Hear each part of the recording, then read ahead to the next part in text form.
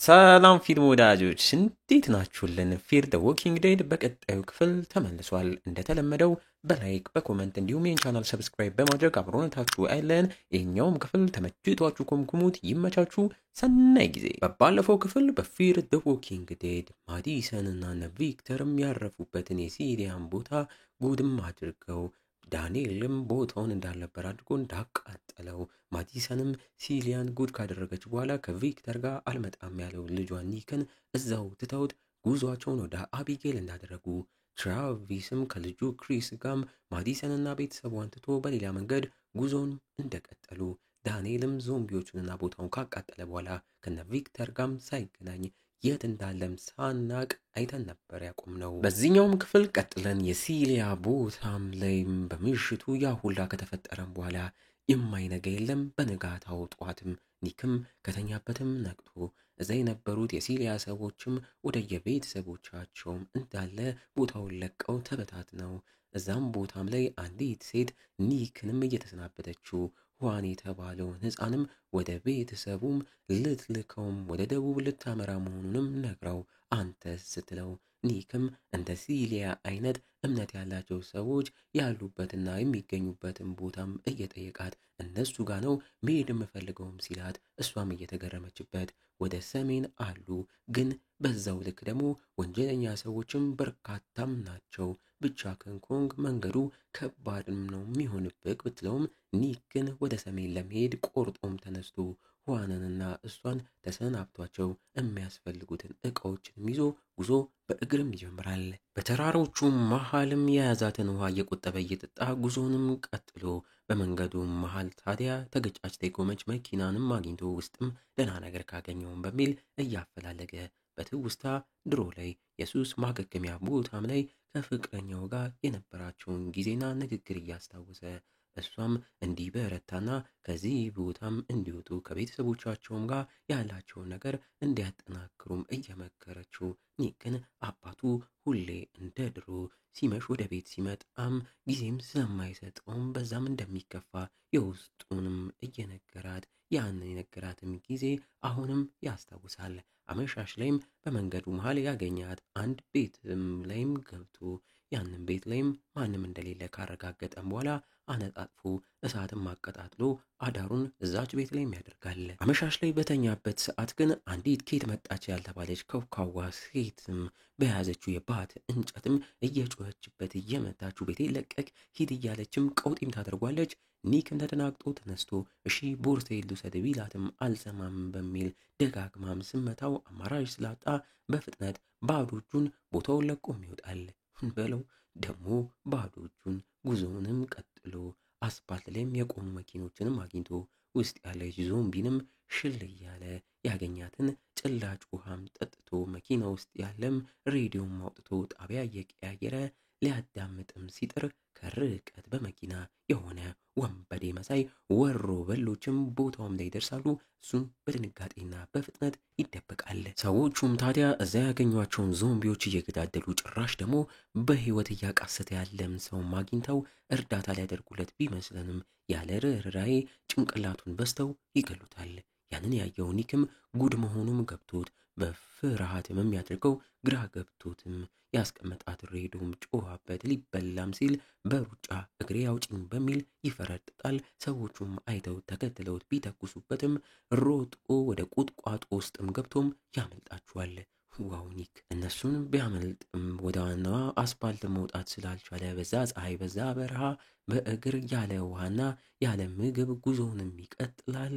ተክልም አግኝቶ እሱን ቀጥቅጦ እንደ ውሃና እንደ ምግብ ሊበላው ቢልም ጭራሽ ያስመለሰው ጥሙም ሊገለው ሲቃረብ አማራጭም ስላጣ የገዛ ሽንቱን እጁ ላይም ሸንቶ ወደ አፉም እየከተተ ጥሙንም ለማስታገስና በህይወት ለመቆየትም ይሞክራል። አመሻሽ ላይም የወላለቀች መኪናም ስር ተቀምጦ እየተንቀጠቀጠ ኩርምት ብሎም ያነጓል። ወይኔ ኒክ አሁንም በትውስታ የዛኔ ማገገሚያ ቦታም በነበረ ሰዓትም በጊዜውም እናቱ ማዲሰንም ወደ ቦታው ብቻዋን ያለ አባቱ መታ። አባቱ ከስራ ሲመለስ ከባድ የመኪና አደጋ ደርሶበት እንዳረፈም ነግረው ኒክም ያንን አምኖ መቀበል እየከበደው እየጮኸም ያለቅሳል። የማገገሚያ ቦታውም ላይ የነበረችው ፍቅረኛውም ያንን በድንጋጤም ትመለከታለች። አሁን ላይም ሲነጋ ኒክም ከፊት ለፊቱ ሁለት ጠብደል ውሾች እየጮሁበትም ነቅቶ በድንጋጤ ሊያመልጣቸው ሲሞክር እግሩንም እስከ መንከስም ደርሰው በስንት ትግል የወላለቀችው መኪና እላይም ሞቶ ለጊዜውም ቢሆን እግሩ ክፉኛ ቢጎዳም ከውሾቹም ይተርፋል። ከዚህ መዓትና ጉድ እንዴት እንደሚወጣም እያቃሰተም ሲጨነቅ የውሾቹን ድምፅ እየሰሙ ብዛት ያላቸው ዞምቢዎችም እዛው ቦታውም ላይ ደርሰው ውሾቹም ወደ እነሱ ሮጠው እነሱን ሊበሏቸው ቢልም ዞምቢዎቹም ተረባርበው ሁለቱንም ውሾች ቅርጥፍ አድርገው ይበሏቸዋል። ኒክም ያንን በደስታም ይመለከታል። ወይ ጉድ በዞምቢ ተረፈ። ታዲያ ከቆይታ በኋላ ህመሙም እየባሰበትም ሲመጣ ዞምቢዎቹ ደግሞ የእሱን ድምፅ እየሰሙ እየከበቡት ሊበሉትም ሲቃረቡ ከርቀትም የመኪና ክላክስም ሲደረግ ሁሉም ዞምቢዎች ያን ሰምተው ወደዛም እየተጎተቱ ይሄዳሉ። አጋጣሚውንም ኒክ ተጠቅሞ በፍጥነት ከመኪናውም ወርዶ የተበሉት ውሾችም ስጋ ረሃቡን ለማስታገስም ለራሱም በልቶ እግሩ የተቆረጠ ዞምቢም ወደሱ ሲመጣ ቀበቶንም ወስዶ በውሻ የተነከሰበትንም እግሩን ጠቅልሎ ራሱንም በዞምቢ ደምም ለቅልቆ ከዞምቢዎቹ ጋር ተቀላቅሎ ጉዞውንም ያደርጋል። ወዮ! ወደ አስፓልትም እንደወጡ ኒክም በሐሳብ ዞምቢዎቹ እያወሩትም እየመሰለው ፍቅረኛውም ከዞምቢዎቹ መሃልም እየታየችው ክላክስ ሲያደርጉ የነበሩት ሮበሎቹም ነበሩና ከመኪናቸውም ወርደው እንዳለ ዞምቢዎቹም ላይ እየተኮሱ በነበረበት ሰዓት በመሃል አንዱም ኒክን አይቶት እየተደናገጠ የያዘውም ጥይት ወድቆበት ያንንም ሲለቅም ዞምቢዎቹ ደርሰውበትም ይነክሱታል። ጓደኛውም ሊረዳው ቢልም እሱም ይነከሳል። ሌላኛው ሶስተኛው ግለሰብም በመኪናም ትቷቸውም ያመልጣል በለው። ኒክም ያንን በግርምት እየተመለከተ አሁንም ከዞምቢዎቹ ጋር ጉዞውንም ይቀጥላል። እየተዳከመም ሲመጣም እያየ ነው።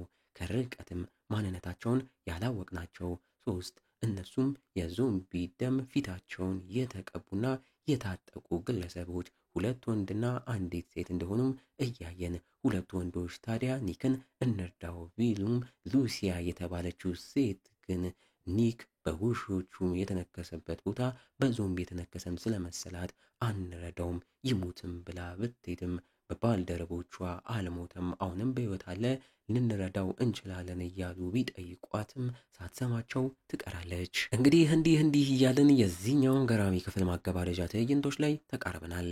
ተስፋ ቆርጦ እያቃሰተ መሀል አስፓልት ላይም ሊሞት የተቃረበው ኒክም በትውስታ ድሮም ላይ ልክ እንደሱ የድራግ ተጠቂ የሆነችውን ፍቅሩንም እያስታወሰ አሁንም ሊሞት በወሰነ ሰዓት እድለኛ ሆኖ ዝናብም ዘንቦለት እየተደሰተ የውሃ ጥሙን ቢያንስ ያርሳል።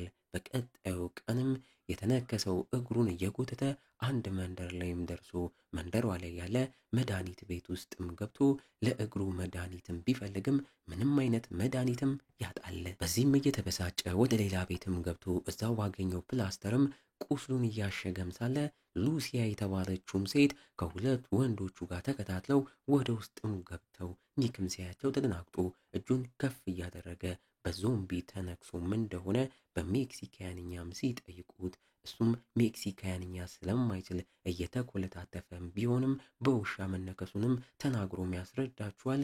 ሉሲያም ቁስሉን ካየች በኋላ የሚረዳው ሰው እንዳለም ነግረው እሱም ታዲያ ውሃም ስለጠማው ውሃም ከያዙን ጠይቆ ተቀብሎም ጠጥቶም ባያምናቸውም ተከትሏቸውም ይወጣል። በቀጣይ ታዲያ ሉሲያና ሰዎቿም ወደሚኖሩበት ቦታም ላይም ወስደው እዛም ያለ ሐኪምም ሕክምና እንዲያደርግለትም አድርገውት ኒክም ለእግሩ ቁስል ሕክምናም አግኝቶ ከየት እንደመጣ በዶክተሩም ተጠይቆ የመጣበትን ቦታም ሲናገር ረጅም መንገድ ነው ተጉዘክ የመጣከው እንዲሁም ከቁም ሬሶቹ ጋር አብረክም ስትጓዝ ታይተካል ደፋር ነክም ሲባል ኒክም ታዲያ ጠበንጃ ከያዙ ሰዎች ይልቅ እነዚህ የቁም ሬሶች መሃልም ደህንነት እንደሚሰማውም እየተናገረ እኔም የቁም ሬሶች እንደ አውሬ የማይታዩበት ቦታም ላይ ነው መኖር የምፈልገው። ለዛም ነው ወደዚህም አቅጣጫ የመጣሁትም ብሎም ሲናገር፣ ዶክተሩም ይበልጥ እየተገረመበት ሕክምናውንም ጨራርሶ ያሉበትን በርም ከፍቶ ወደ ውጭም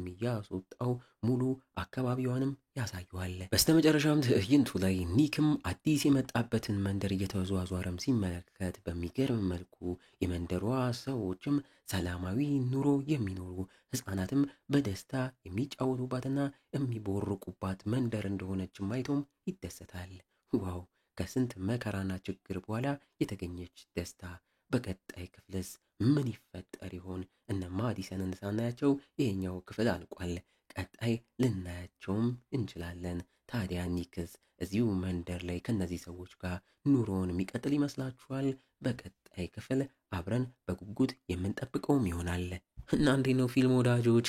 ፊር ዘ ዎኪንግ ዴድ የተሰኘው ምርጥ ሙቪ ክፍል 1ን ወደዳችሁት? በእርግጠኝነት ወዳችሁታል። ታዲያ እንዳይቆም እንዲቀጥል ኮመንት ላይ ይቀጥል እያላችሁ ጻፉልን። እንዲሁም ይቺን ቪዲዮ አነስ ያለች 700 ላይክ ብቻ ዛሬ ነው አስገቧት። ይመቻችሁ።